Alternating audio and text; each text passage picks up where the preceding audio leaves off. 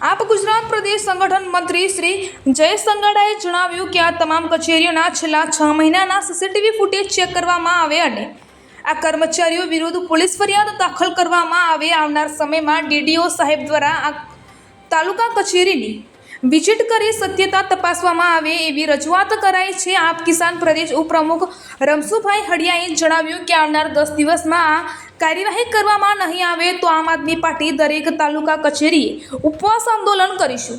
Reporter Chandubhai Mohaniya, Dahod. આપ દાહોદ જિલ્લા પ્રમુખ રાકેશભાઈ બારિયાના નેતૃત્વમાં આપ દાહોદ દ્વારા દાહોદ જિલ્લા વિકાસ અધિકારીએ આવેદન આપી તટસ્થ તપાસની માંગણી કરાઈ। જિલ્લા પ્રમુખ રાકેશ બારિયાએ જણાવ્યું કે જિલ્લામાં પકડાયેલ નકલી કચેરી બાદ દાહોદ જિલ્લાના લીમખેડા, ફતેપુરા, સંજેલી તાલુકામાં નકલી કર્મચારીઓ કાર્ય કરી રહ્યા હોવાનું મીડિયાના માધ્યમથી જણાવ્યું છે અને આ નકલી કચેરીઓ ઘણા સમયથી વહીવટ કરી રહી હોવાનું જણાવ્યું છે। હું પોતે માંજી સરપંચ છું। લીમખેડા સામે આવેલ નકલી કચેરીઓને હું વર્ષોથી ત્યાં કાર્યરત હતા તે જોતો આવ્યો છું।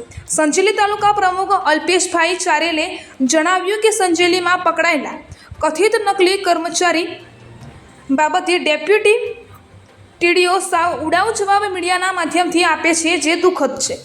નકલી આજ રોજ જિલ્લા વિકાસ અધિકારી દાહોદ સાહેબ શ્રીને અમે એક રજૂઆત કરી છે કે છાસવારે જ્યાં નકલી કર્મચારીઓ પકડાઈ રહ્યા છે, પહેલાં ફતેપુરામાં, ત્યારબાદ લીમખેડામાં અને ત્યારબાદ સંજેલીમાં। લીમખેડાની અંદર પણ 2 કર્મચારીઓ પકડાયા છે, સંજેલીની અંદર પણ 1 કર્મચારી પકડાયા છે। ત્યારે આ સંજેલી તાલુકા વિકાસ અધિકારી શ્રીને અમે એક રજૂઆત કરી હતી।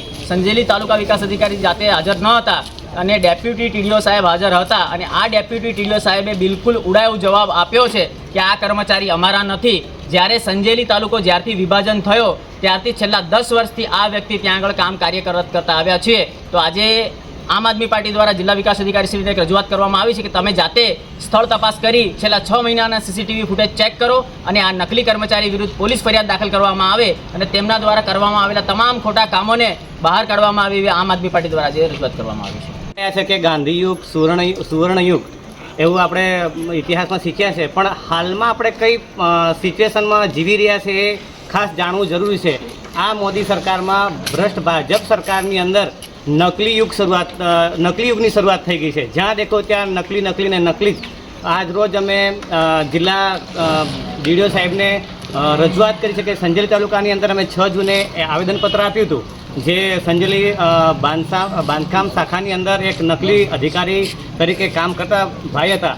તો હવે ત્યાં પોતે ટીડીઓ સાહેબ તો હાજર રહેતા નથી, નાયબ ટીડીઓને અમને આવેદન આપ્યું હતું, પણ છતાંય અમને કોઈ પણ પ્રકારનો જવાબ આપવામાં આવ્યો નથી। એટલે અમે અહીંયા જિલ્લા કક્ષાએ આવ્યા છે અને સાહેબને રજૂઆત કરી છે કે અમને જે અધિકારી છે એ છેલ્લા 6 માસના સીસીટીવી ફૂટેજ આપવામાં આવે અથવા એમને ચેક કરવામાં આવે, નહીં તો અમે આગામી દિવસોમાં ગાંધીજી ઇન્ડિયા માર્ગે આંદોલન કરીશું। માંગ એવી છે કે લીમખેડાની અંદર જે 2 કર્મચારી સીસીટીવી કેમેરાની અંદર બેઠેલા કામ કરી રહ્યા છે અને છેલ્લા 10 વર્ષથી એ લોકો કામ કરે છે અને ત્યાંના ટીડીઓ સાહેબ અને એમના વહીવટ તંત્રએ ટીડીઓ સાહેબને એવો જવાબ કરેલ છે કે આ લોકો તો ખાલી ખુરશી પર આવીને બેસી ગયા છે અને એ કોઈ કર્મચારી નથી એવું કહેવામાં આવી અને આ કેસને ટાળો પાડવામાં આવેલો છે।